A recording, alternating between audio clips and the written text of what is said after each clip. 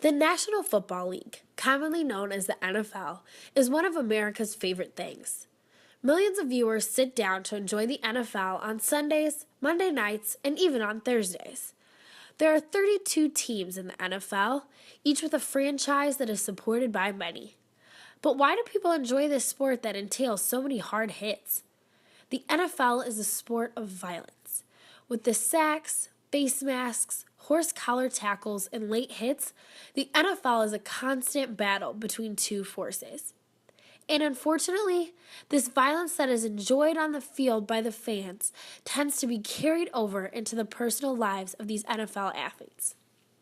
Domestic violence is a major issue that surrounds the NFL, as domestic violence accounts for 48% of arrests for violent crimes among NFL players compared to the only 21% nationally. One instance in particular that stands out for domestic violence cases in the NFL is that of Ray Rice.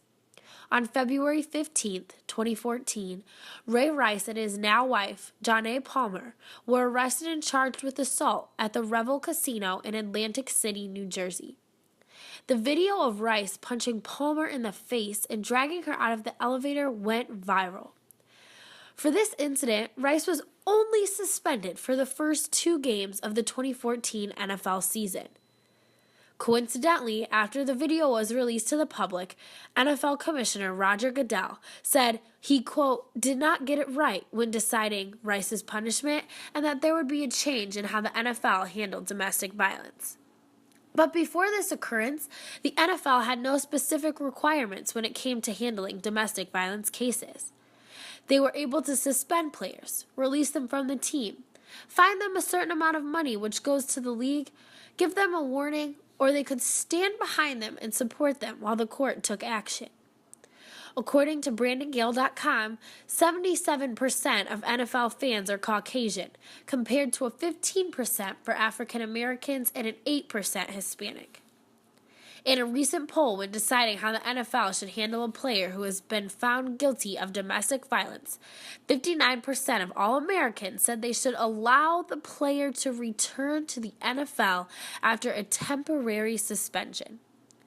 When this statistic was broken down by race, 55% of white Americans, 61% of Hispanics, and 76% of African Americans believed this to be a good way of handling these violent domestic situations. The 2 largest age demographics for the NFL are 55 plus at 37%, 34% within 35 to 54 years of age, and 1 in 4 NFL fans have an income above $100,000. We can use these demographics to conclude why NFL fans believe domestic violence in the NFL is treated in a just manner. But the question then becomes, is this enough? Is a temporary game suspension enough to teach these NFL players a lesson about domestic violence? Is this justified? Many NFL fans would say yes. NFL fans say that the simple fact that they are missing 1 to 2 weeks of paycheck is enough punishment.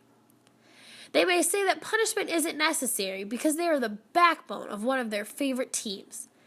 And in this day and age where things like fantasy football are so popular, fans do not want to see their favorite players sit out for any reason, so that they themselves can win money.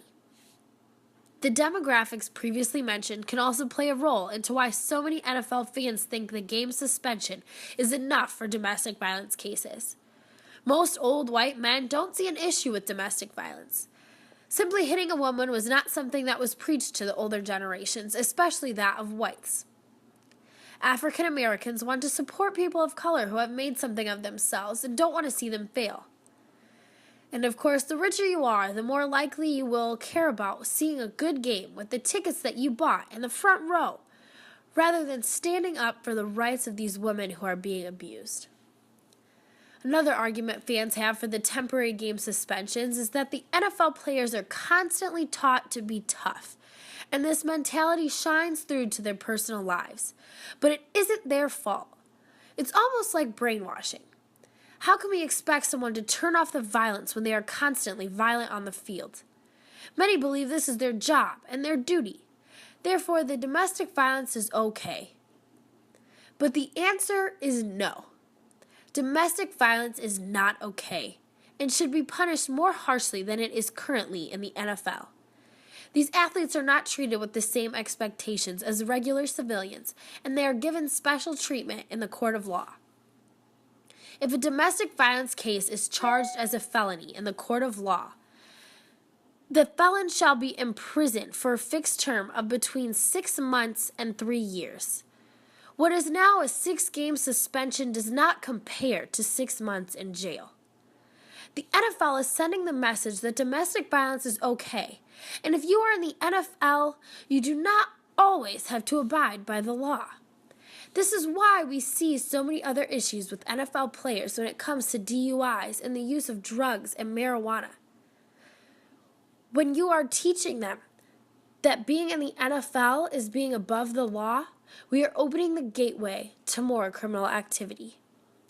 When the NFL is a sport that is watched by young children who aspire to reach the same amount of success as these athletes, we must treat the athletes with the same standards as we do regular criminals. This is the only way the message will get through.